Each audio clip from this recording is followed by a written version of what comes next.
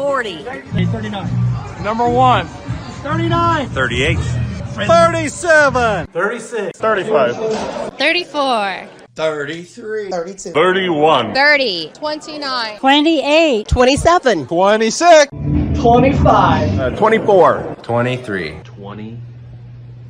21. 20. 19. 18. 17. 16. 15. 14. 13. 12. 11. 10. 9. 8. 7. 6. 5. 4. 3.5. 3. 2. 1. Hey, Rocky, you want to see me pull a show out of my hat? Nothing up my sleeve. Presto!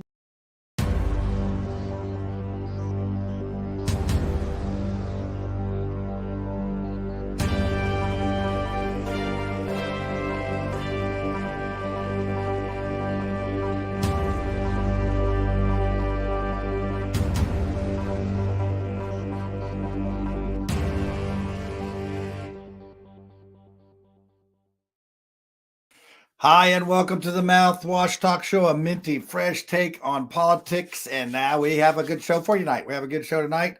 I got some bad news for you. Tiffany is still a little bit under the weather. She's going to sit this one out. But we do have Claudia Edwards sitting in for Brad Shawinski. He is out at a Fish concert somewhere, just having a great old time, probably in the mosh pit with his shirt off and slamming into people and all that stuff that he does. And we have Lucy for Liberty tonight. And we just hope that she can definitely, with her friend on here, her lieutenant governor for the Libertarians, Donald Rainwater's choice. I'm sure she'll work in taxation to step at least once, maybe twice. If you're lucky, it'll be 3 times today for you. But we're going to talk to her about her lieutenant governor thing and what's up with her. And we're going to have a good time tonight. Hopefully you caught a little Cassie Jackson say it out loud earlier. We had she has actually teamed up with Catherine Callahan, and they're up there in Madison County trying to burn the rest of the bridges down, trying to hold those folks accountable. So if you want to catch that show, I actually did put that out on Mouthwash and Chateau de Marcel Studio. So without anything extra here to go, I'm going to go ahead and bring on our guest Tanya. And let's see how she's doing. Tanya, how are you this evening? Let's put you on the big screen there. Oh, yeah, that's right. How are you doing? I'm doing great. Thank you. I'm glad to be here. Hey, thanks for coming on the show. You know, we've got about a mixed record of people that come on the show that win and some that come on win, but we got a pretty good record of coming on the show. And you know, your chances are better of winning your thing. So, hey, tell our viewers a little bit about yourself. Okay. I am a real estate broker in Southern Indiana. I've been doing that for 18 years. I'm involved in the community, member of Lions Club. I ran for Congress twice in 2020 and 2022. Actually, the very first time I ran for office was when I ran for U.S. House of Representatives in 2020. I'd never run for anything at all. And I was just getting so fed up with the broken two-party system. And something's got to be done. We have to have more libertarians, independents. We need to have more people running. And I was a lifelong Republican before I became a libertarian. When I left the Libertarian Party, because I was so fed up, I was an independent for a while, but being an independent is lonely. It's lonely. Lonely. That's right.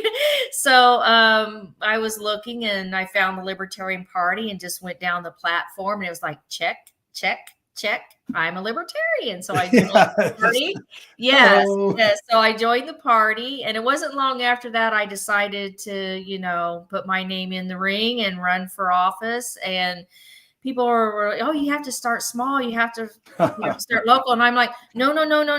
I have been for years and years been watching the House of Representatives in Washington, D.C. and yelling at the TV. And it's like, no, I need to be there. Those people need to be shaken up somehow. And so I had big aspirations. For sure.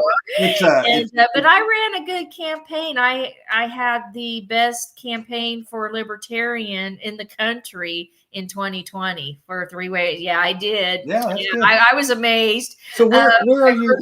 First time out of the gate. Yeah, what town do you live near? Where do you? I'm in Lawrence County, just south of Bedford, a small town called Mitchell. Yeah, well, they just finished up the I-69 today. They said, but I live up here at the end. It ain't finished. You could go right off in the White River if you're not careful. Well, I live real close to State Road 37, and it doesn't turn into I-69 until you almost get to Bloomington. Okay, yeah. So I buy limestone down there, and I know where you're talking about. You turn, and I go over to buy 3D stone and all those Texaco stone companies. A lot of limestone down that way. No, Lawrence County is the limestone capital, and a lot of monuments. The Washington Monument in Washington D.C. is made from Lawrence Yankee Stadium. Yes, and a lot of the important buildings. And what a lot of people don't realize is they keep meticulous records at the limestone quarry of exactly where the limestone goes. Like, for example, the Washington Monument, if they do any repairs, they know exactly what part of the limestone quarry that stone came from. So if they ever need to replace limestone on one of the buildings or they know exactly where to go to cut out a piece that will match it. Yeah, it does. It's amazing. Yeah. Well, there's two types of stones. I'm going to give you a stone lesson tonight. If you're there's variegated, buff, and gray. Variegated is a mix of the gray and the buff, and buff is buff. That's what you see a lot of. That's the lighter color, but the gray is sort of beautiful.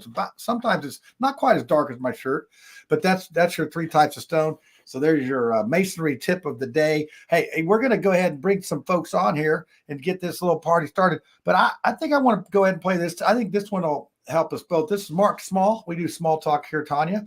And he is a Republican, but sometimes he doesn't like Republicans. And this will be one of his little talks about wedge issues. He talks about wedge issues. And if you don't know what that is, he's going to explain it. And then we'll have 2/3 of our panel on after this. So let's check this out, and we'll see you on this other side. 2 minutes. Hi, Mark Small. This is Small Talk. As we wind down to election day in November, a lot of people will look at different strategies used by political parties and candidates. One dominant strategy that's been used for the last 40 years or so has been the wedge issue. It's been employed primarily by Republican candidates. Most notably, Lee Atwater kind of perfected the notion of a wedge issue. That is an issue that you can portray in such stark terms that people on the other side will say, well, I can support our candidate unless they're for this position. So you can go through abortion rights, legalization of marijuana, Israel, any of those issues. And if you can get a stark contrast and get people so they won't even listen if you say that word, you just got votes for your party without saying anything positive. It's called nihilism, a belief in nothingness. And what has really dragged down this country and our political process has been nihilism, as it's been engendered by this iteration of the Republican Party. Now, that means that after a while, people are going to say, well, what does the party stand for? Affordable Care Act. We're going to get rid of Obamacare. Really? Well, you sure did a good job of that without offering anything in return. What else? And when you're looking at these wedge issues, 90% of the people in the United States favor gun control. 90% of the people favor a woman having a choice of whether to have an abortion. These are all things that were settled. Then suddenly they were pulled out, and only for political strategy, like you're playing a football game or something. Well, this is not football. This is politics. And I believe the message has been sent. We're not going back. Peace. So there you go. So hey, Lucy, I figured that one. But you got a wedge issue. Taxation is theft, Lucy.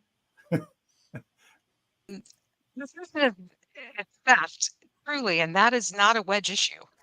Because most people are in agreement that they would like to give less money to the government, yet they are always in favor of their neighbor giving more money to the government as long as they somehow benefit at the end cycle of that theft. I could go for my neighbor giving more. I could definitely go for that.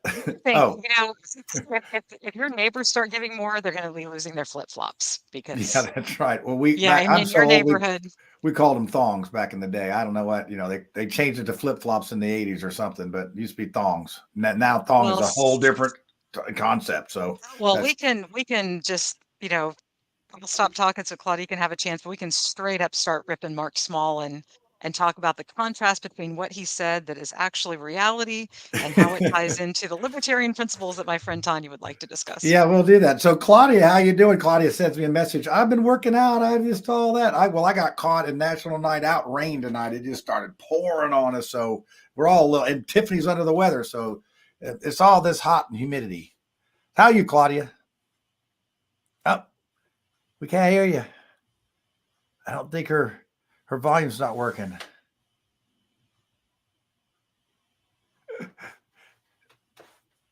Let's see. Claudia, try to go out of the studio and come back in, and maybe we'll try that one. And then we'll because that's probably what happens. Sometimes StreamYard's goofy that way. And let's get it on this thing here. So, all right, well, let's put her down there. Okay, there we go. There we go, Tanya. So now I'm surrounded by libertarians. What to do?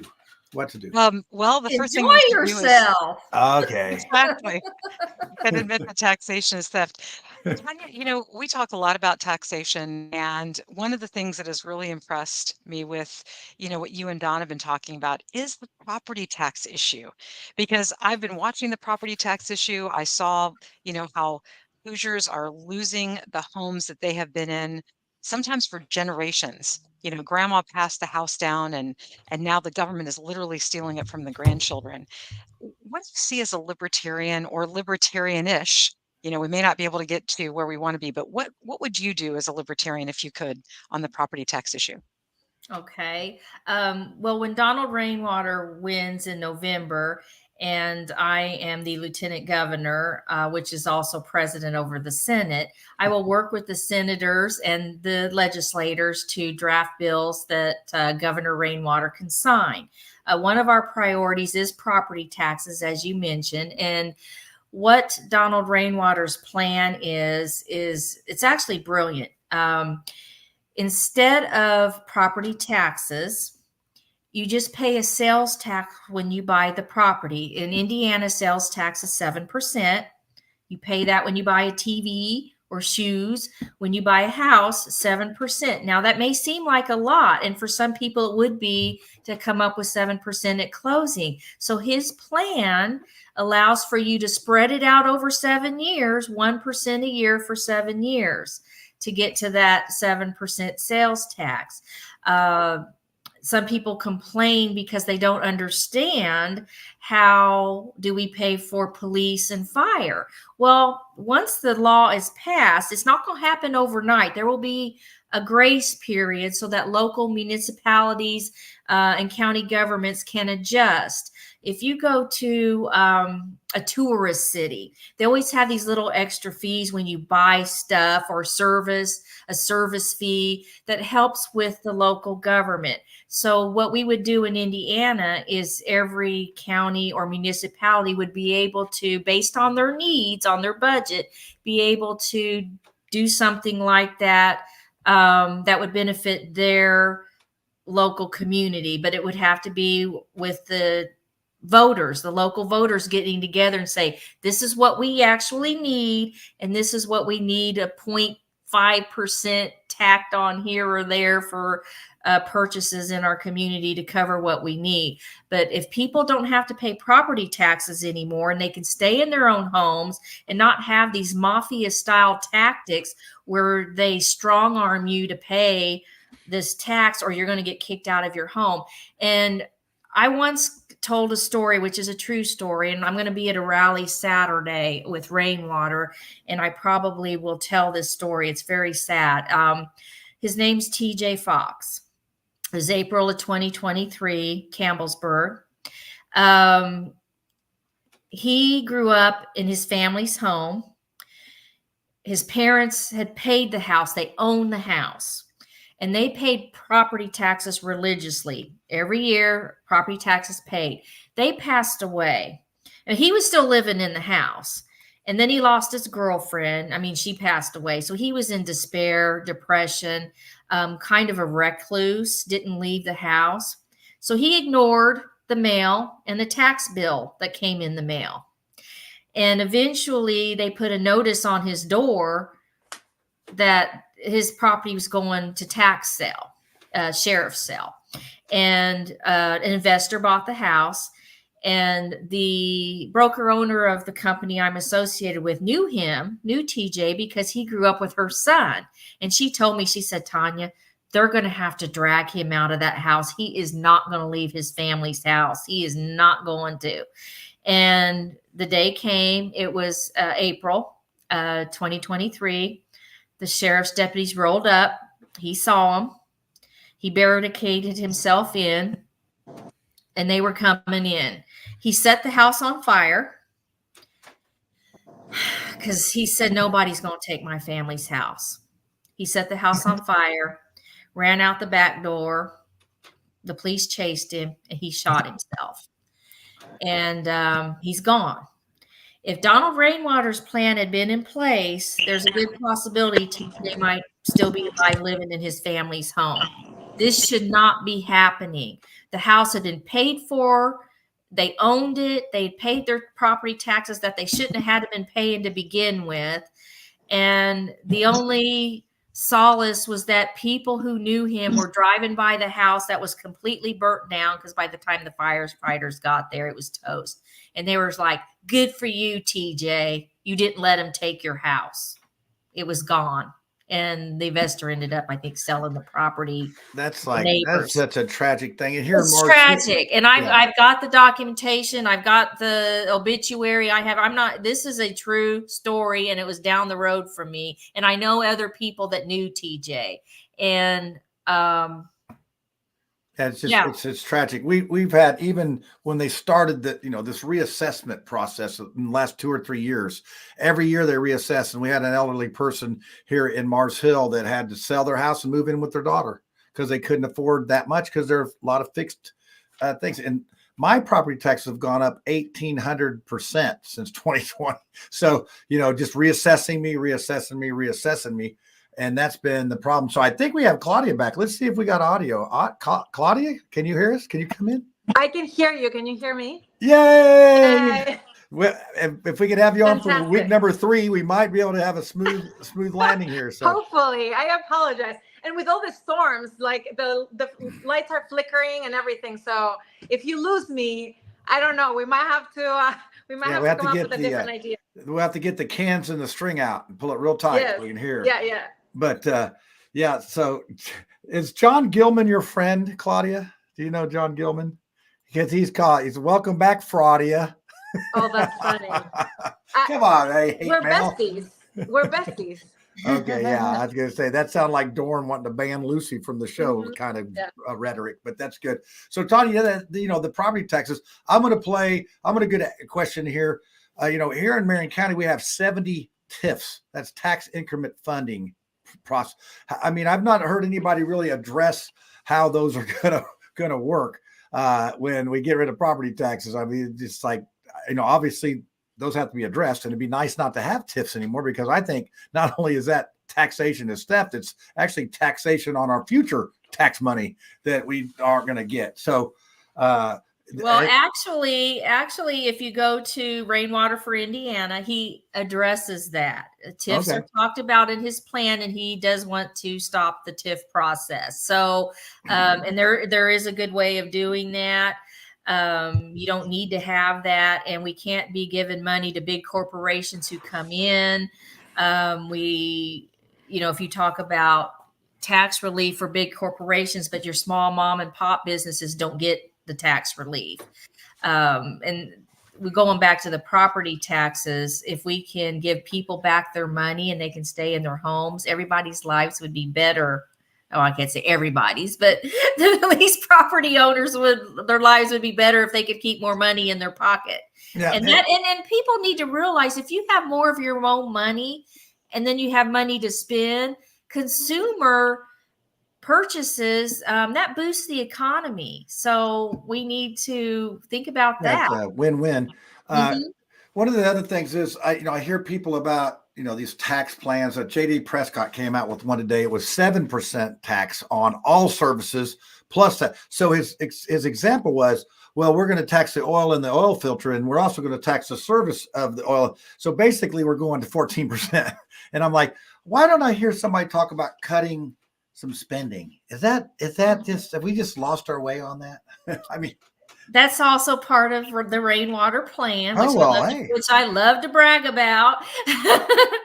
Yes. So when Governor Rainwater is in office, there will be an immediate freeze on spending and also tax increases. In addition to that, every agency would need to reduce their budget 10% a year for 4 years. So when you're looking at a $44 billion budget, and each, you know, if you can come down to $4.4 billion in a decrease, and it works out. The math actually works out if you sit down and crunch the numbers. I'm not a mathematician, but I'm smart enough to understand it. The layperson can understand this. It's simple, it's common sense, and it gives people some hope that they're not going to be overtaxed with these behemoth of a state government that we have right now. Yeah. Well, you said one problem that doesn't fit in government. You said one little phrase in there, common sense. It doesn't have that. Claudia, speaking of common sense, we have you back here. Tanya Hudson, lieutenant governor on the, that's funny how the lieutenant governor has become so prominent since Mike has started doing it. I can't tell you the last, it's Lieutenant Crouch. I can't tell you this. It's never been this much of a big deal. So, and now it's a big deal for everyone involved. So Claudia, do you have a question or a comment for someone that's running for lieutenant governor? Sure. So I appreciate and like what I've heard so far, and especially on the taxes and what you have planned and on the agenda for the upcoming election if you were to get elected. But so I was just at a luncheon with Dr. Terry Goodwin, who's your opponent, correct, for the Democratic Party. He's the running mate for Jennifer McCormick. Correct. So a lot of the discussion was surrounded and focused on education. What is your stance on education, and what are some of the things that you and your running mate are working on or want to work on? Okay. Well, we think that the control of your child's education belongs with the parents. And we do support our teachers. We're not like anti-school, anti-teacher, but we think there needs to be more choice options for parents and not strong arm them or make people feel guilty. Oh, you have to go to a public school or you're an evil person. No. If my child has special needs and needs to be homeschooled, then that's what's going to happen. If I have a gifted child who needs more stimulus, I would say stimuli in their education, then there's charter schools and other schools that you can choose to go to. So we are for choice for the parents in concert with working with the teachers and the school of their choice. Yep. So I want to work in the audience here because we like for them to participate. And Jamie Ortez says, abolish public education and privatize education. Where I didn't hear that much in what you just talked about, but I know that there's a lot of people that would agree. And I'll give you a quick example. The city golf courses here, back when Goldsmith was our mayor, he privatized the city courses, and lo and behold, they became better. They're actually fun to play, and the greens are cut and all that good stuff. So with that example, what do you say about public education? Can the greens be green again? Yes, and we do need to get more of the voters, the public, better informed and more involved in this. I think there's a misunderstanding, but we can privatize education. Yes, we can. You have to remember, and I know I'm going to get hit for this, but public education was originally came about for immigrants. When we had the fluctuation of immigrants coming into our country that didn't speak English, that's when public education became in the forefront. And people don't realize that. But then it involved, well, if they're getting free education because they need to have it so they can assimilate into our society, then why can't me and my neighbors? And then it evolved into this behemoth. And then the Department of Education at the federal level, what was that? Wasn't that long ago, some decades ago. And that's been a disaster. So Yeah. I'm good with abolishing the Department of Education at the federal level and bringing the money back to the states. Yeah, and that I hear that a lot, and I wanted to find out what education systems was like. So about 3 years ago, I'm a Mason contract. If it's raining, I'd go substitute teach. So I was able to see firsthand what teachers go through, what they're dealing with, and I realized real quickly that we are administratively heavily over administrated in these schools. They do not need all these people running these schools, and they feel like they need to have a rule and a regulation, and teachers just feel like they're just not being supported. And I can see Lucy's chomping at the bit to jump in here. I am, because I want to give resources. I don't want to take up too much of Tanya's time because it's really important to listen to what she has to say. For anyone interested in public education specifically, you need to read John Taylor Gatto's books, and those include Weapons of Mass Instruction. And the subtitle is A School Teacher's Journey Through the Dark World of Compulsory Schooling. Mr. Gatto is an award-winning teacher. He also wrote a book called Dumbing Us Down, The Hidden Curriculum of Compulsory Schooling. He wrote The Underground History of American Education. Most people don't realize that when compulsory education was started in this country, it was clearly an attempt, as it is ongoing today, to brainwash and mold the minds of young people. And if your children, this started in Massachusetts, if your children did not show up for public school, you would be arrested. They would come to your home. They would drag your children to the school.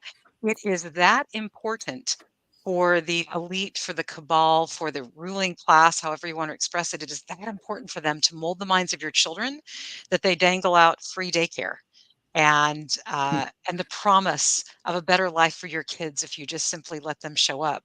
But like everything else, the apple is poisoned. How about this, Lucy? Have you ever heard of this one? Look up Corey DeAngelis, Education Reform. Are you familiar with that at all? See, you're muted. See, I do that so that I won't overtalk. Yeah, you're very conscientious. You're very considerate. Only tonight. Just wait till I know. Get a status on here. I try not to make that sound sarcastic. I don't know anything about Corey DeAngelis. The name sounds familiar, but if Jamie would put more stuff in, I would really appreciate it. Yeah. So this is very interesting. But we talk about education, and it just seems like we've just got new scores for Indiana, and they're worse than they were before, and they're worse. And I guess at one point, obviously Tanya on here, she's a change agent. We have some people running that are change agents, but I'd say a lot of times we need something better to go to. Sometimes we get these change agents and they're not any better. They're just, we're just changing for the sake of changing. So it is a complex problem. I think it is. We've dug this hole for years and years, and we're not going to get out of it overnight, but man, we got to quit digging. We have got to, before we go on to some more questions, as I do some teaching and look at education systems, Purdue Polytech, which is in old Broad Ripple High School area, they do project-based learning, and that's where they give the kids a project on a team, and they go out and they work on it, and they put this program together. And they were freshmen that I was working with, and man, they were really into it. I mean, they were just really working hard and like into it and doing, and I didn't see that in other places that I went where they had, standard curriculum and the old learning model where you sit here and we tell you what's going on, then you have some homework and you go home.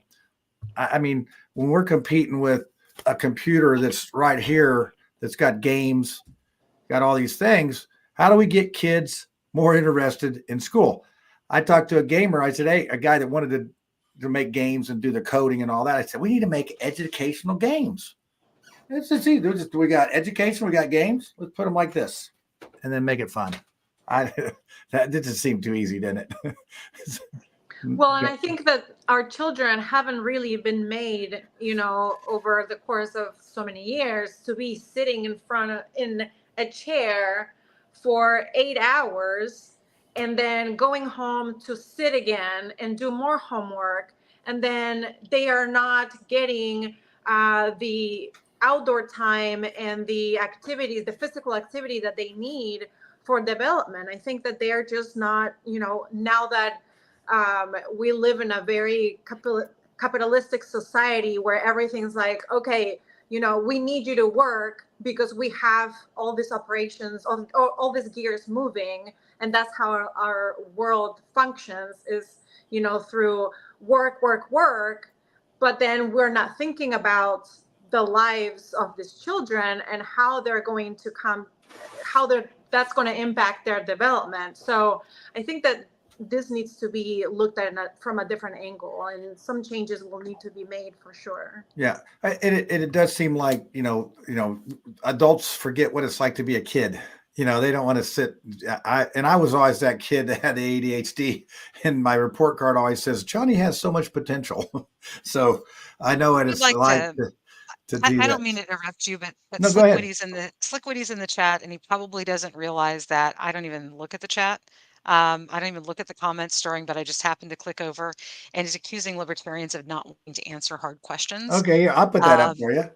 I think you're answering the questions quite well so far. Tanya being a guest on the show, she's probably not going to have multiple windows, which I do not do the multiple windows because I don't want to get distracted. Right. So Slickwitty, let me go ahead and answer that for you. Most libertarians actually are against the death penalty. It's a very practical matter in our view that the state should not have the power to decide whether somebody lives or dies. And even if that person is terrible, even if they're a child rapist and they tortured somebody, even then, the state should not have the power to kill a human being. Once you give that power, or once you accept that that power goes to the state, of course, every power that the state takes expands. Also, from a practical economic standpoint, if you look at the impact economically, it is very expensive to put somebody in a death row and the endless appeals that they have that's available to them because their life is at stake. Much better to just simply put somebody in there. Of course, prisons have their own moral codes, and within those prisons, people that are really violent and reprehensibly so, like to children, are generally taken care of by the prison population. So we could argue about whether that's right and what kind of duty we have to protect one prisoner from another. But the fact of the matter is that the state should not have the power to decide whether you or anyone else lives or dies. Yeah. Well, it's like, what was that, Escape from LA or whatever, that had Kurt Russell in it, Snake Plissken, and they had that's how they did the crime. They just put them all in LA or whatever, and you fought it all out. Slick, you and I are going to have to get out. Take some Google sticks. I'm going to have to take some Google sticks and really take you to task. He said, just making sure libertarians okay with child rapists being part of society. Thank you, Lucy. Slick, remember, I have 10 children, and I'm always surprised when people hurt somebody else's, when a child is hurt, that there isn't a man or an uncle or a brother or somebody that takes care of business. And that's all I'm going to say about it. Our family values include protecting not only our own children, but the children of other people as well. And so I can assure you that if one of my children were raped, that would be taken care of swiftly, and other members of society would not have to worry about it. So take that for what you want. That's not an official libertarian position, but that's a Lucy position. That's somebody. You're saying the rapist cousin went on vacation, never to be seen from again. It's like that. So here we go. Here's another tough question that you won't answer, according to Slick Witty. Where did they stand on abortion or Plan B? So there you go. That's another hard. You're getting all the good ones, Tanya. Go ahead, Tanya. Me and Claudia will just sit here and watch. Well, both Don Rainwater and I are pro-life. One thing about the Libertarian Party, as a party, it does not say one way or the other whether big government should be getting in y'all's business. We think government should stay out of your business. However, being a pro-life person, a baby is a human being. So we have what's called the NAP, non-aggression principle in the Libertarian Party. And Donald Rainwater also is in favor of the NAP policy when it comes to the unborn babies. All right. Yeah. See, I mean, that wasn't so hard. You're getting the questions tonight. I don't know what it is. Maybe it's hot today, and our well, you can't ask these questions of Republicans and Democrats because they simply won't answer honestly. Oh, I see what. Well, Claudia? I can chime in. Yeah, I was going to say, Claudia, what do you got to say about that? I think I have my own personal beliefs. I believe, and I am pro-life. That's my personal stance. I would not impose that on anyone else. As a government, I don't believe that we need to be telling people what to do with their lives. That doesn't, just because I'm pro-life doesn't mean that I'm going to rule our society or our community or a city or a state and tell them what to do. That should be up to the person that's going through whatever experience or issue that they have. You sound like a libertarian. I cannot. I have several, things that I can say about that, but I am fully pro-life. However, I'm not telling you what to do. That's where I stand. Yeah, that did sound very libertarian. I would like to add that, a lot of people will say that you're not allowed to have an opinion on this because you don't have a uterus. Well, now that society has decided that having a uterus is not a prerequisite to being a woman, I think that we should, let everybody who has an opinion on whether it is morally acceptable to kill another human being, no matter the size of that human. We don't say, well, my son is 6'5" and dwarfs are, 4'2" or 37 inches or whatever the arbitrary thing is. And so based on their size, they're not fully human. We've never made the argument that someone is human or not based on their size. Well, so but we did make that 2/3 of a person thing back in the Constitution, but we got rid of that. Okay. So yeah, don't even get me started on Dred Scott. I want to get you started on. I can tell you want to get some tonight. I can just tell. But just in general, the way that we're fighting, and when I hear a politician say, I'm going to go to the state house and fight for you, and I'm tired of fighting. I want somebody to go to the state house and work for me. I'm really tired of the fighting. I want to see some working together. And I totally agree with that. I think that we've had too much of the bickering and the going back and forth, and the desire or the sound of speaking over each other, and that would make me feel, or would make it seem like I'm right and I know what I'm talking about, but that's all we're doing is just bickering and fighting and arguing, and then nothing's being done. I think that we as a civilization, and as the way that we have developed over time, we can have civilized conversations and we can come to an agreement despite our differences. I think that we need to take the time to listen to each other and to focus on what the main issues are and come to an agreement. Sometimes you have to compromise, and you have to do that at home. That's the basics of having a family, is instilling values and whatnot to your children, and coming to an agreement with your spouse or partner, and your children themselves. But I think that as adults and as politicians, that we're as candidates running to represent a community, to represent a group of people, that we have to have the ability and the capacity to have sensible conversations, and we need to see more in that, and more of that in candidates. And I would say, that was the premise of our show when I started this thing over 184 episodes, one a week, was that we wanted to have civil conversation. We want to listen and respect everyone's opinion, even if we don't agree with it.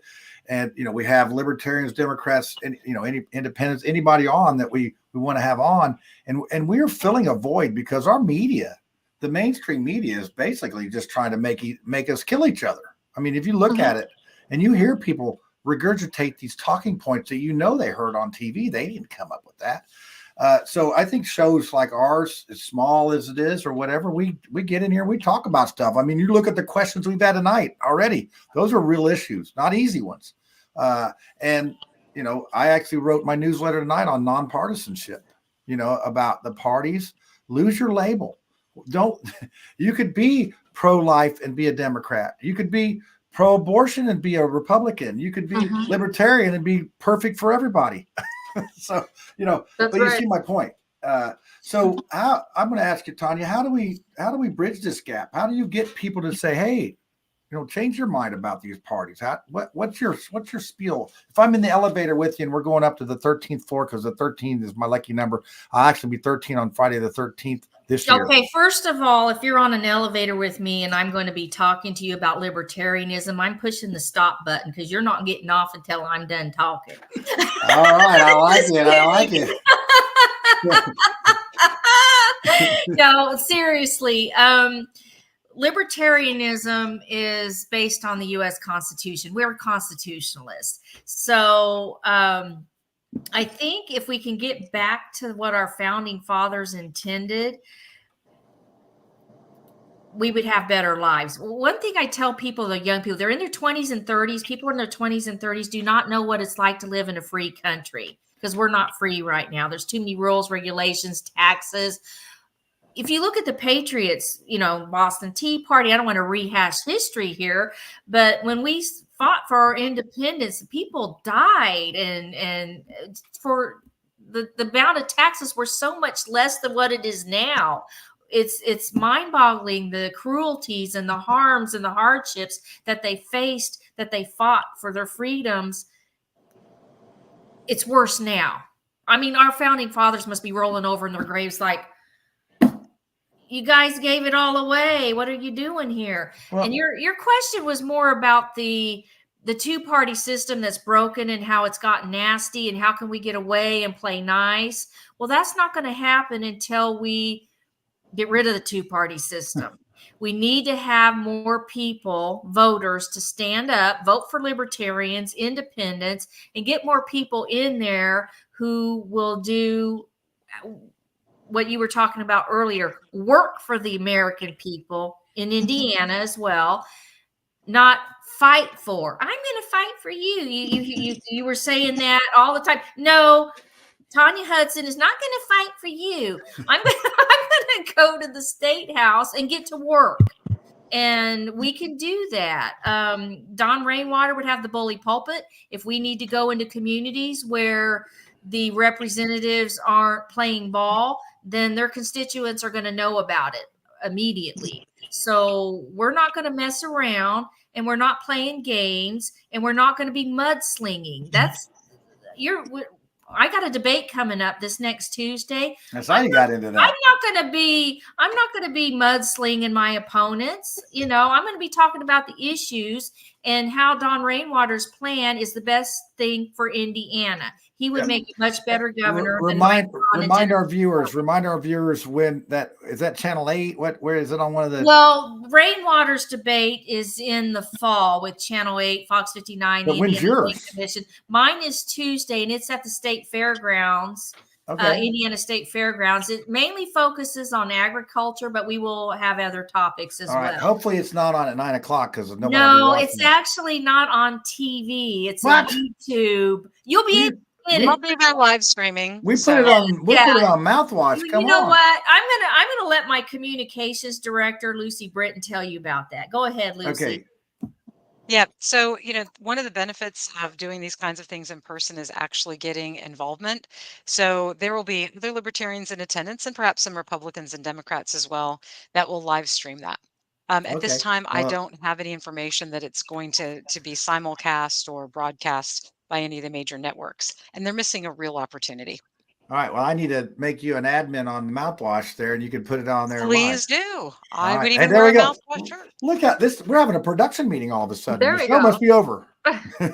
So, all right, Claudia, you got some more questions? I mean, we've covered a lot of bases here, but I think we still got more grilling to do.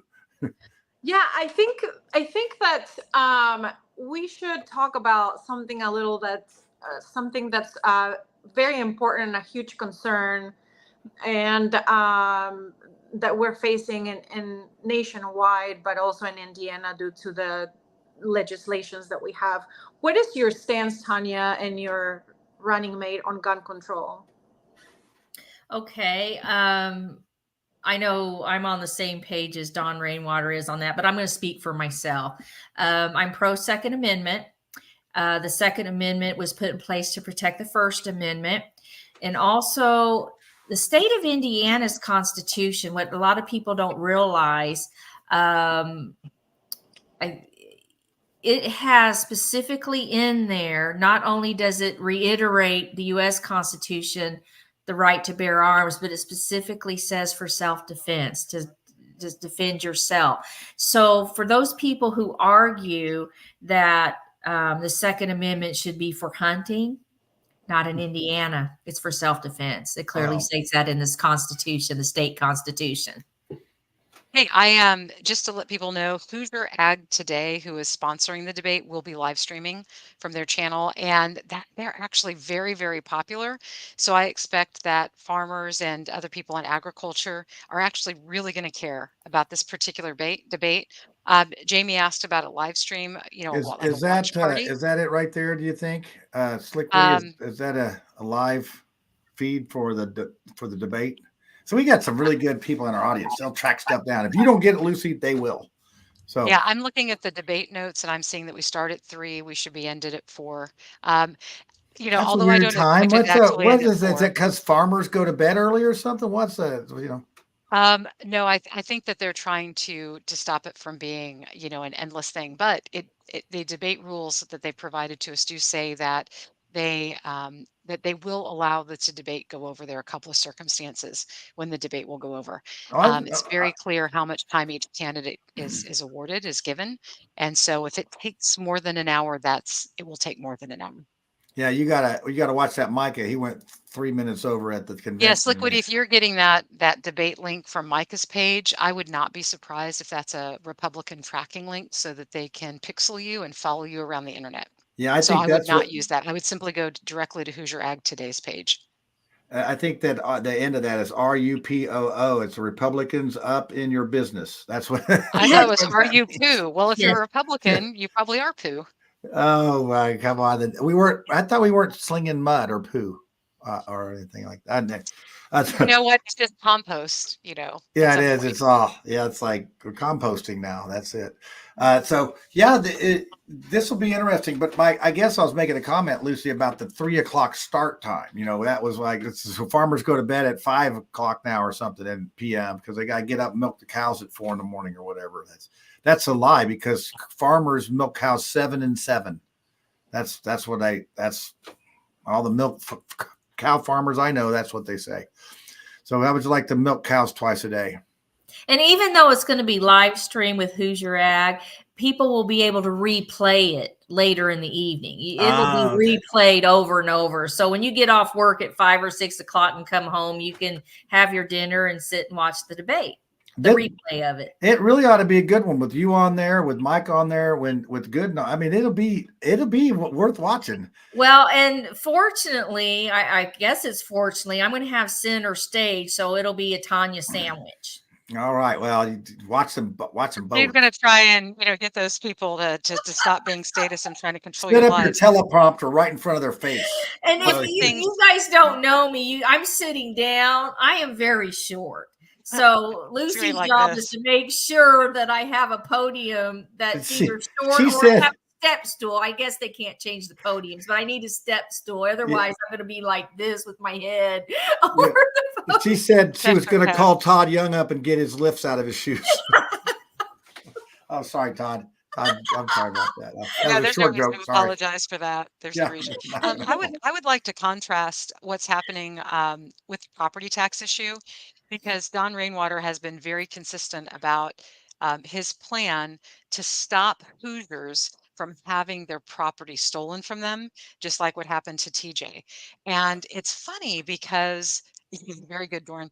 It's funny because a lot of people don't realize that until the Republicans and the Tea Party got involved with the dominatrix, I'm not even going to say her name out loud, but prior to that, property taxes were not in the Indiana Constitution. So property taxes were completely, literally unconstitutional in the state of Indiana. And it was some Republican involvement that actually forced property taxes into the Constitution. So that was a really, really bad thing to happen. That needs to be repealed. But what's interesting is Mike Brown is so darn rich. I mean, I don't think people really realize how rich this man is from his companies and from his land holdings. But, his net worth is somewhere over $100 million. I mean, Who is that's this we're talking about? And Mike Braun. Mike Braun. Oh. And so he is so disconnected. Now, when he was in the Indiana legislature, he actually voted yes to every single tax proposal. So you have somebody that claims to be Republican and small government, but his entire track record is raising taxes on Hoosiers. So here is a very immensely rich man who, at every single chance he had the chance to vote to take money out of your pocket. You're trying to buy groceries and, things for your kids and put gas in your tank, and he's voting to take the money out of that. So that's the first problem. The second problem is he's so disconnected, like a lot of rich people, he doesn't pay his own bills. People that are rich have accountants and they have teams that manage their finances, which is great. Someday I hope to be there myself. So he doesn't even know how much Hoosiers pay in taxes. Let me give you an example. The Indiana tax rate, as memorialized thanks to the Republicans into the Constitution, is 1% on personal property, 2% on investment property, and 3% on industrial property or big companies. So what got written into the law is that if you live in the property that you own and it's your primary residence, you're going to pay 1%. So that means over 30 years, you're going to pay again for the value of your home, whatever the assessment is. Now, there's a disconnection there because it's 1% of what? There's no cap on the assessment. So you can have, like John does, a $600,000 assessment on a $50,000 neighborhood home. And that means that the government says, because you've done such a nice job making your property perfect for yourself, that we're going to take more money from you. Now, I was a real estate investor for years. My husband and I ran the largest real estate investing association in Indiana. They sold it off to a national place, which is another story. But we were very heavily involved in real estate investing. And what most people don't realize is that the tax rate on an investment property is double. So when you go to rent a property and people say, well, renters don't give anything to the property tax system. Oh, contraire, they actually pay double. So when your landlord raises the rent on you, we had a property in Decatur Township in Marion County, and our property taxes flipped and they went up $500 per month. So we had access to the same services, the same firefighters and LEO. And actually, crazy thing about that address is the firefighters in Marion County would not respond. Morgan County responded. And $500 a month. Now, nothing changed. The schools that my kids had access to did not change, and they were roundly horrible, which is why we homeschooled. So my point is that Mike Braun didn't even know that. He said, yeah, we'll make sure that Hoosiers don't pay more than 2% in property taxes for the home that they live in. Yeah, idiot. It's actually 1% now. So he just let you know that he is willing for you to pay double. He is willing to go into your pocket and take out double the amount of taxes that he can now. So I just want to make sure that everybody realizes that one of the problems here is that Mike Braun is so disconnected. A lot of people are going to pull that straight party ticket and they think that they're going to be doing a good thing because they've been brainwashed to believe that, red is better than blue. But the fact of the matter is you only get to be free if you stand together and you actually positively vote for freedom. What would send a message bigger than anything else to the old parties is if you only vote for candidates who are willing to reduce the amount of money, increase your freedom. So when I go to vote, I will not vote for candidates that are going to take my freedoms away. So if there are 12 candidates on the slate, I might literally only vote for 3. Now, the reason this is so important is because when the vote tallies come in and they see that there were 6 million eligible votes, but only 3 million were cast, they've got to understand that literally not positively voting for the lesser of two evils, that's just something I will not do. So I encourage you to vote your conscience and only vote positively for the people who will help you be more free, not less. I think that if I could say that, because I know you're probably going to be running out of time, to follow up what on Lucy was saying, please do your own research. If you want to learn a little bit about me, go to my website, Hudson for Hoosiers. And also there's links to Rainwater for Indiana. You click the issues. It runs the gamut of all the issues that everybody's talking about, very detailed plans for all the issues that Hoosiers care about, from guns to taxes to education, properties, asset forfeiture, TIF. All of that is discussed at Rainwater for Indiana. So please check us out. All right. I want to hear from Claudia. You're not done off the hook yet, because, this is my show and we don't stop in an hour sometimes. So we just go until we go. But I do want to get another question from our people out here. Where was it? Where is it? Oh, where'd it go? Well, I'll just put Dorn's up about immigration and what we have, non-documented workers here in Indiana.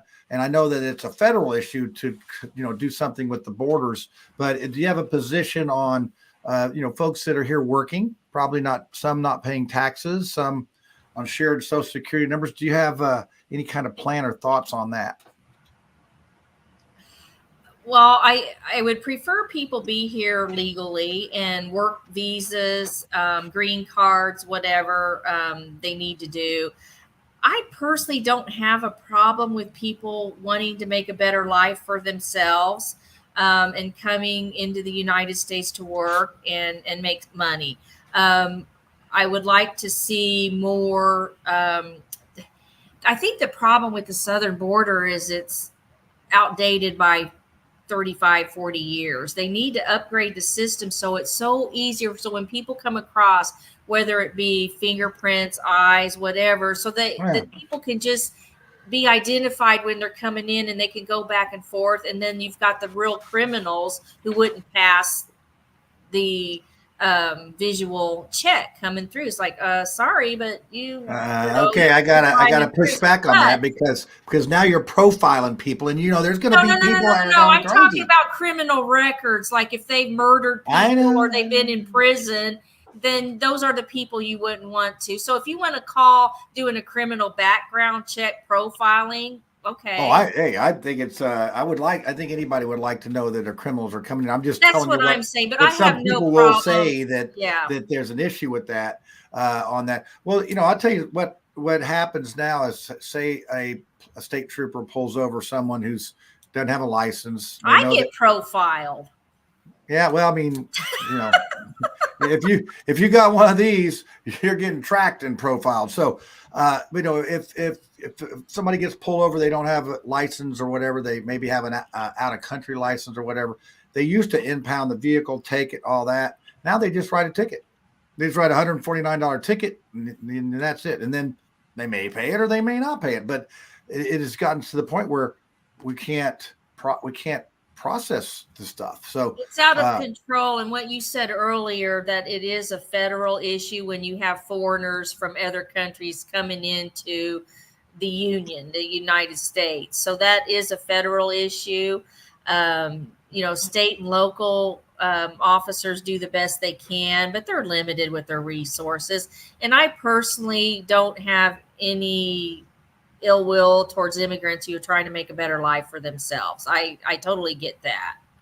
Yeah. I just think we have to have some way to, I don't know, stem the tide, or something's got to be done. And this nothing stuff is not working out for us. And sorry. Go ahead. No, Claudia. Yeah, we want to hear from you. In other states, for example, in New Jersey, many years ago, they started. The courthouse actually began a program where they would issue an ID to immigrants. And so that's something that can be done, not, at a county level even. And that's something that, while there are federal and state laws, if those are not being helpful with the way that things are working within a smaller jurisdiction or a county or city, then the city should do something about it and try to implement a process in which it would be helpful for the individuals as well as for the city or the county. Issuing an ID wouldn't be, that complicated.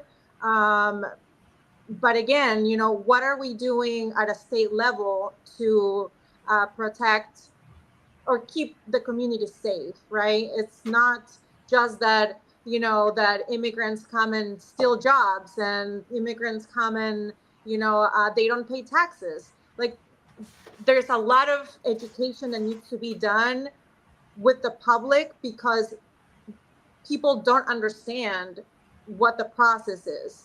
And if somebody's working and has a family of 4 and, they're making a combined $60,000-$70,000 a year for the entire family, what would normally be the tax return that they would receive when filing taxes? So then go ahead. Yes, I can answer that with Rainwater's plan because we're going to eliminate the personal income tax. So that would not even be a factor. If we go back to the fair tax, go back to sales tax, then immigrants are going to be paying the same amount of taxes as you and I when we go shopping and goods and services that are taxed. So if we eliminate property taxes, personal income tax, then you have a more fair system for everybody. And the rich would pay more in taxes because the rich buy the more expensive cars and yachts, and they will spend more and pay more in taxes on their purchases. Yeah, I picked a bad time to want to be rich then. Because I was planning on being rich pretty soon, and now you're going to tax me more. So I'm not going to do it. I'm just not going to be rich now. Income. You wouldn't be taxed on your income. Thanks for ruining my. I thought that's why you were running for office, John. What's that? Well, I'm gonna. I gotta address Slick. Here we go. What do we got this time? Okay, so he says, "Will Rainwater, Hudson ticket get rid of welfare?" The first thing that I would like to see instituted is no corporate welfare, because Slick, the total tone of yours is that there are some single moms out there that are taking advantage of the system because they want to make sure their kids are fed. And that's, what you're talking about is brutalism, and we are often accused of, as libertarians, of being brutalists, and that we would wipe out, the entire social safety net. So my proposal would be, let's first get rid of corporate welfare. And, people like Slick demand that you take a piss test, and if you're on any drugs, you don't get any money from the taxpayers. Well, let's start at the top. Let's give Biden a piss test and see if he deserves to have his welfare dwelling that he lives in. And then go right down with Raytheon and all of the other companies.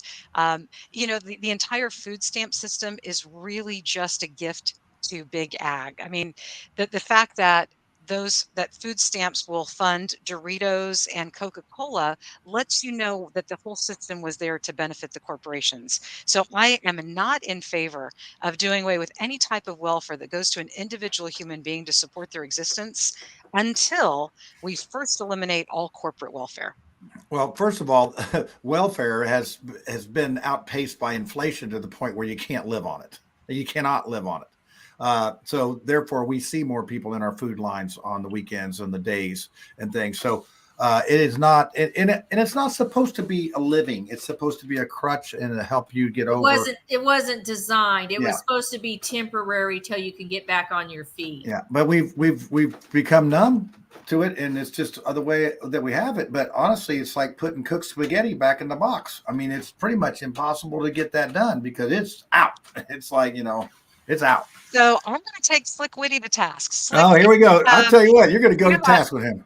I know. If you have eaten a hamburger, you are a direct recipient of the welfare system, because the corporate welfare system, I'm in a farming area. We know a lot of farmers. The real price of beef, just ground beef, should be about $35 to $40 US per pound. The actual cost to raise beef is that high. The fact that you can go buy even a terrible quarter pounder for $8 or whatever it is now is directly linked to welfare. So if you've eaten a hamburger in this country at any time, you're a welfare recipient.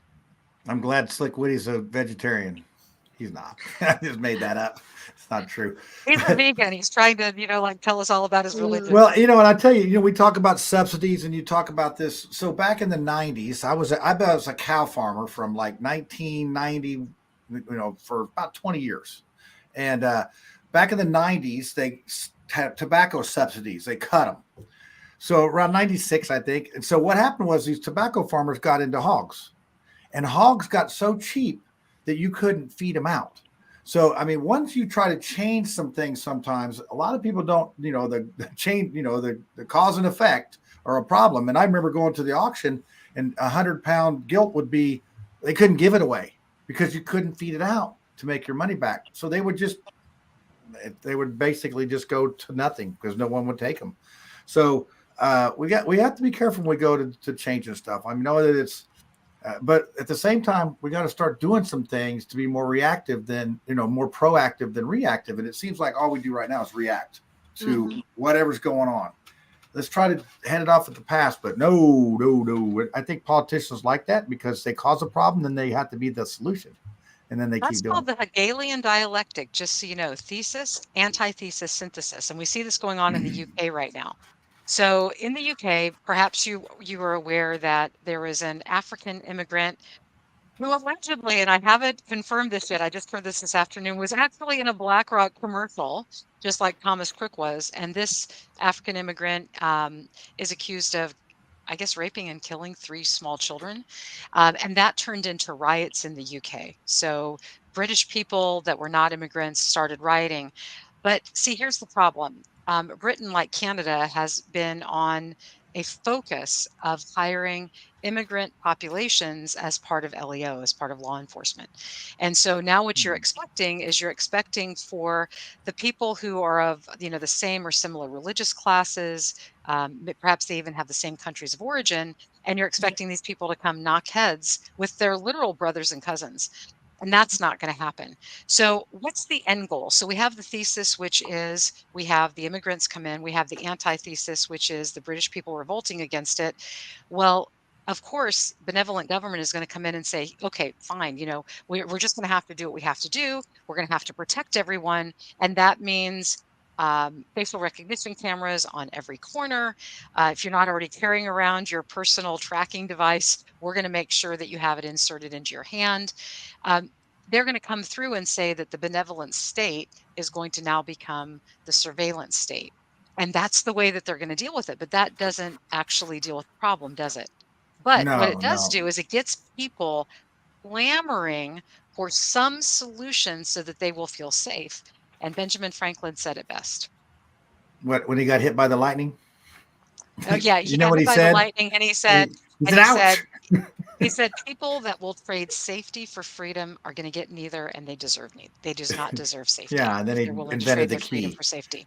He invented the eyeglasses and a key right after that because he had stroke of genius and all that. Totally made that up. Claudia, I'm gonna let you have the last word here, last question, and then we'll let Tanya have the last word. So, and we're not doing conspiracy tonight. I'm just not in the mood. So many have come true. I spent so much time preparing for conspiracy theory, and now you're just not. No, okay. What? Oh no, we're doing What? it. I got my hat right here. We're doing it. We're doing it. So, but you still. I'm going to give you the last question, and then we'll get Tanya. Then we'll go to the hijinks of the conspiracy theory because I can get in the mood. Sure. So, there's the marijuana there's been a legislation passed in Ohio recently, and it's now legal. However, in Preble County, the government in Preble County has decided that they are not going to enforce that. What do you think about what's going on in Ohio, and how do you see that playing, or what do you think it's going to happen as far as marijuana legalization in Indiana? Okay, I'm going to speak for my candidacy, Lieutenant Governor for Indiana, and Rainwater and I both agree that not only medical cannabis that can be prescribed at different levels, but also recreational marijuana should be legal in the state of Indiana. It is legal in many other states. So many of our Hoosiers go to other states, including Michigan makes millions and millions of tax dollars on the sales of marijuana to Indiana Hoosiers who drive, across the state line. So we need to, we need to bring that home. and stop criminalizing and putting parents and people in jail for just having little bits. If they get pulled over and they just have a little bit, I'm not talking about, meth and heroin and that. I'm talking about recreational marijuana needs to be legalized. And that's where I'm at on that. As far as enforcement, you're talking about a county in Ohio that refused to, I'm not sure what you were talking about there, but yeah, they're just not, they're not willing to make that new legislation applicable to the city of Eaton, Ohio. And so they're just foregoing, well, if it's a state, if it's a state law in Indiana, then that's the law. So that's where we want to go with that. And then as far as what local law enforcement does or doesn't do is another matter. Yeah, in Marion County, we have a prosecutor that will not prosecute for small. Oh, and I met him. I actually was at an event where I met him, and he's very tall. One. Yeah, and I was like this because I'm short. He's now you're telling us how short you are. Now you're actually telling. But yeah, I had a very good conversation with him, and he's on the same page as Rainwater and I on the legalization. Yeah, I just have one question for Claudia. That since she asked the marijuana question, how long have you had that marijuana plant in the background? Is that why you asked? Don't get rumors started, John. Yeah, no, that's an odd-looking one, I think. Yes. Yeah. Okay. But anyway. That's probably why she asked it. All right. Well, Tanya, we'll give you the last word here, and then we're going to do the conspiracy theory. You can stay on, or you can go away, or you can do whatever. Because we give you an option. Because we don't stay backstage if you don't want to be seen with all of us conspiracy. Well, I have homework assignments, political assignments, things that I need to do and study on. So I really enjoyed being on this show and meeting Claudia. Likewise. Yes. So. Have me back on again sometime, and we'll, talk in more depth about other things. Yeah, we'll give you softball I appreciate that. And to your viewers, rainwaterforindiana.com, or you can go to Hudson for Hoosiers and link to that and learn about us. Check us out. We hope to get your vote. Thank you. All right. Well, I'm going to play the conspiracy theory thing, and you will be not with us after that, but that's okay. It'll save your career. I'm sure it will. I can't wait for the Democrats to put me with my teeth and my tinfoil hat on in a commercial. I know it's coming. So there you go. Thanks, Tanya. You've been a great guest. You answered all the hard questions, and we wish you the best of luck. Thank you. Good luck. Hey, y'all, it's time for the conspiracy theory, so you better get your tinfoil hat out, and let's see what's going on this week. Oh, dear, I lost one of my... we lost Lucy. How did I get rid of her? Oh, there you go. Oh, there she is. Yeah, you have the ultimate mute button. Slick Winnie sent me a text message saying, ditch Lucy. That's what happened. So I lost one of my antennas. I don't know where it went. We're gonna have to repair that, John. I know it's had many conspiracies bounce off of it. So Claudia, we're gonna start with you since you've worked so hard with the. I did not work so hard on that. I talked about this with a couple of people, and I was reminded of the Pastafarian. Do you remember the Pastafarian? Yes. That there was a group of people that claimed that to be their religion. So when they went to get their driver's license, they had to wear this metal colander. Yes, the colander, the spaghetti strainer. And so they end up having so they end up having their driver's license picture taken with a metal colander on their heads. Mine's due next year. I'm going to so do that if they'll let me. I would have done it with my passport, but they're pretty strict on that. Yes, they are. But you can try it with the driver's license. I would be curious to. Look, I already got a fan club. I already got a fan club. John is a Pastafarian. Yes. Yeah, that's right. It's like, I get it. I get it now. That's good. That's good. All right. Well, that's good, Claudia. I think that's true. So it's another conspiracy fact. We'll have to change it. Speaking of conspiracy fact, what do you got, Lucy? Okay, well, since the marijuana and cannabis issue in relationship to Indiana was brought up, that's what my conspiracy theory will be over. Although everything I will tell you is absolutely fact, and you can go look it up. Dorn's assertion that as long as Eli Lilly is passing out money to politicians like candy, that we are not going to have legal weed, legal cannabis in Indiana. And I'd like to further add that what we really want is decriminalization, because legalization is a term that comes with parameters. Whereas decriminalization just simply means it's not illegal. Nobody's pulling you over if you got broccoli seeds in your pocket.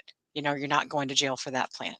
But we have a problem in Indiana, and this ties back to the cannabis issue, and that is that Indiana has private prisons. These private prisons have contracts with the state. And they're really like occupancy agreements. It's you own a hotel and you agree that it's going to be 95% occupied. Well, of course, private prisons as well as police officers would much prefer to deal with nonviolent smokers as opposed to actual criminals who can, shoot back at them or perhaps, harm them. So the enforcement arm of the government is making sure that nonviolent people who are better prisoners, who are easier to house with less trauma, are the ones that are filling up these private prisons. We literally guarantee the profit to those private prisons as a result of the contracts of the state. So as long as that profit motive is there, there are all these unseen incentives that most people in Indiana don't even know that some of our prisons are private. They don't know that there are occupancy agreements. They don't know that prosecutors are um, they're very much pressured to go after people with marijuana. And another thing that comes along with that is once you are, I call it the electronic plantation. Once you're part of the electronic plantation, you become very profitable. So if you're somebody that has anxiety or pain that can be helped by marijuana, I'm going to just continue to say cannabis. So you can be helped by cannabis. You go across to Michigan because Illinois taxes are really bad. People that I know that go to both places say that it literally costs 3 times as much for the exact same product and the exact same packaging if you buy in Illinois versus Michigan. Well, perhaps you're aware that Indiana has enforcement arms and state troopers that are looking for Indiana plates coming across the lines because they're suspicious. They might have gone to, a dispensary of some kind. Well, the fact of the matter is that when somebody gets arrested, there had to be a cop arrest them, right? There has to be somebody who keeps the lights on at the processing facility. There's somebody who's the receptionist. There's somebody who takes your fingerprints. There's somebody who walks you back to the jail cell. There's somebody who cooks the food that they're going to feed you. There's a janitor that, wipes up the messes. It's estimated that 17 people are employed as a result of the arrest process. And that doesn't even get into, private attorneys who are profiting off of this, public attorneys, who are trying to make a name for themselves. They can go to politics after they're a prosecutor like Goldsmith did. So the insanity of an entire system that's created for profit to take an individual out of their home and put them into a cage. You are literally, if you support cannabis, if you support cannabis being illegal rather than decriminalized, I said that wrong. If you support decriminalization of cannabis, then you would recognize that taking people and locking a human in a cage because they ingested a plant is absolute insanity. When you put But it the that way, profits are there. The profits are there. Well, I like the analogy of the city golf courses being traded to privatization. That worked out a lot better than the prisons system doing that, because you're right. These prisons are very expensive to build and very expensive to run, and you got to have customers to keep it going. And you don't need a tea time to go to prison. You just go there. So, I'm laughing at one here that this is Slick Witty. He's been on the radar tonight. He says he's going to invest in private prisons because once the Democrats take over, they will go throw Republicans and libertarians into jail. Might as well make some money off of it. So that is probably We're only going to do that to people who use words improperly or have typos, though. Yeah, and so you have a three-year sentence for Witty there on that one. 1 year for each mistake. I'm gonna need the homework assignment from Slick Witty of does he know how to use there and there? Yeah, that's right. Well, they're crazy, right? THIEIR whatever. Okay, I know the difference.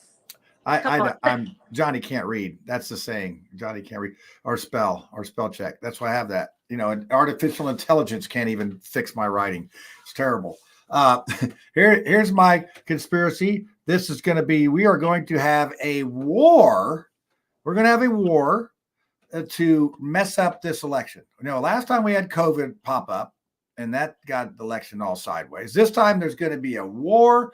Iran's going to be bombing China. China's going to be bombing Russia. Russia's going to be bombing Israel, and the Europe is going to be bombing, Algeria. It's going to get ugly. And that's how and then we can't be changing up in the middle of a war. We got to keep the same people. So that's what was that movie? Wag the Dog or something like that, about the presidential guy that had to start the war to stay in office. So we're going on, you've had Weekend at Bernie's 2. We have Wag the Dog 2 is coming soon to a theater near you. And that's my story. I'm sticking to it. Doesn't seem that far-fetched, does it, Lucy? Well, how about Really you, Claudia? doesn't. You think that's something that we're going to have a war? I think anything's plausible right now. All right. Yeah, I know. There was a huge electrical power outage last year during the elections. In the middle of the elections here that affected Wayne County, and the power was out for a couple of hours, and so there was if that can happen the day of, right in the middle of election time when voting is happening, and anything can happen. Yeah, what will they think of next? I hear you. Right. All right. Well, hey, Claudia, we're going to keep you on our roster. So if we have, sure. Tiffany's, whatever, You have done a great job. We love you. We need you back. Yeah. Oh, thank you. Yeah. Thank you. It's been so fun. She patiently waits to talk, and then we just interrupt her. So maybe she could teach us something, Lucy. Maybe she can. I doubt it, but I would love to hear more. Yeah. I'd rather do that than talk over someone. So. Well, I would really love to hear more about your experiences coming from a different country into this country, because we don't get enough information about how things are different. The propaganda is so strong in this country that it's the best place to live. Americans, and I'm not going to paint with too broad of a brush, but some Americans don't even understand that they're high-rise cities. Downtown New York could be picked up and put in Malaysia, or South Africa. They think that, it's all, plains and PLAINS. They think that it's all, plains and tigers, and they don't even know about tigers and jungles in India versus lions on the savannah in Africa. But that's just, dumbing down. Travel more. We need people to travel more and get to know their cultures and other countries and how other countries operate, so that we have a little bit of better understanding on a better insight. Yeah. Well, so maybe we need to have you back as a guest. And Slick Witty already asked a question. Isn't Peru turning socialist? Is that a true or a false statement? I will leave that up to him, because there's nothing that you're going to say to be able to convince him. So. Okay. So his question was rhetorical. Is that what you're trying to say? He already knew that you're a socialist, and that's all. That's good. But you've been here for quite a number of years, right? Right. So in July, it was my anniversary, 25 years in the U.S. Yeah, that's right. We're not giving you back. We like you. We want you to stay. This is my home. When people ask me where my home is, the first thing that naturally comes to mind is here. I've lived here longer, the majority in all of my adult life, and I've created my life here, and I owe a lot of who I am to my experiences here. And this is where I belong. I've traveled a lot. I've been to many countries. I have family in many countries: Australia, Italy, Greece, France. I mean, you name it, Canada. We're spread out across the globe, and I chose Richmond, Indiana. Yeah, that's dark. You missed the whole dartboard when you threw that dart. That's I did. But we're glad to have you. So we will, like I said, we generally have, Lucy has 10 kids, and some things that come up, and it seems like we're not too wide apart on all of us. I think it's just enough that we don't kill each other, and not so much alike that it's not interesting. So, it is tough to get, it's tough to add somebody to a show that's been this long And last week we pushed you in the deep end and said, see how far she can swim, and you survived it. And here we are. So we thank you for coming on, and it's been great. And I got a little testy tonight on some of the questioning, but hey, that's what it's all about. So we will. Whoops, I got to get to the right thing here. That's the good thing about being producer and everything else, that you have to push buttons. And if I don't push the button, then it doesn't get pushed, right? That sounds like Camilla Harris. We have these buttons, and then we have to push the buttons. And then the buttons that are pushed are the buttons that we push. That's my best Camilla Harris invitation. All right. On that note, we will see you next week. I have no idea who we have on next week. Maybe we'll get one of the other. We've had Mike on. We got to get this other guy, Terry Gooden, to come on. So, and we need some, let's get some Democrats on here. Hey, this is a good show to come on. You got a lot of work to do, so let's get them out there. Claudia, recognize. I'll see what I can do. All right. Yeah, twist some arms. So let me find the right ending here. Oh, there you go. All right. Thanks, everybody, for watching. We'll see you next week.